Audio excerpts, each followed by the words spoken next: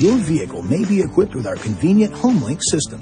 HomeLink replaces up to 3 remote controls or handheld transmitters so you can operate devices such as garage door openers, motorized gates, lighting, or home security systems from the safety of your driver's seat. You'll find the HomeLink buttons in the overhead console or on the sun visor. To start programming for a garage door opener, first, make sure you're parked outside the garage. It's also recommended that you put new batteries in the handheld device you'll be programming. The HomeLink unit is powered by the vehicle's battery and does not require replacement. Then, you'll want to reset the HomeLink system memory. To do this, simply push and hold the 2 outside buttons until the indicator light flashes. This could take up to 20 seconds. This procedure erases all 3 HomeLink button programs, so you only need to do it once. Do not erase all 3 channels when programming additional buttons. Now, before you program your HomeLink system, you'll need to determine the type of garage door opener you have. Go to the garage door opener motor in the garage. See if you can find the Learn or Train button, which is usually found where the hanging antenna wire connects to the garage door opener motor.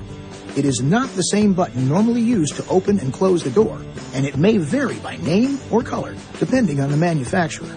If you can find a Learn or Train button on the opener motor, then you're using a newer rolling code garage door opener, and programming will involve a few additional steps. If there is no Learn or Train button, that means you have an older, non-rolling code garage door opener.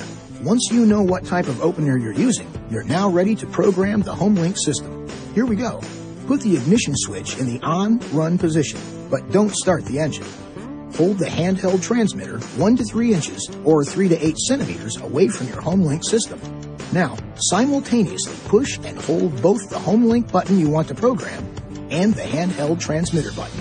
Watch the HomeLink indicator light. It will flash slowly at first and then rapidly.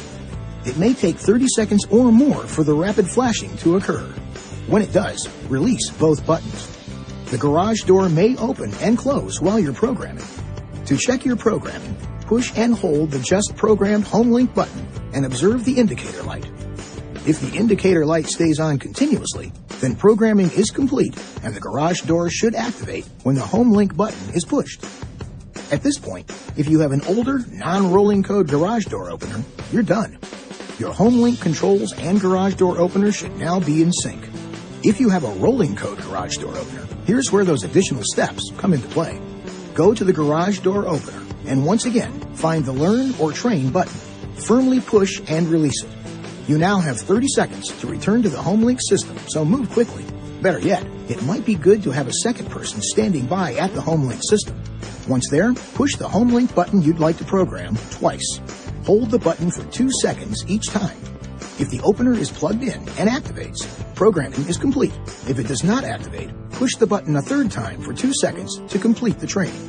Please note that HomeLink will be disabled anytime an onboard security alarm is active.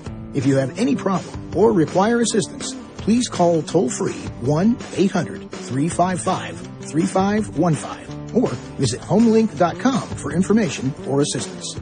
This video is not intended to take the place of your owner's manual. For complete details and other important safety information, please see your owner's information.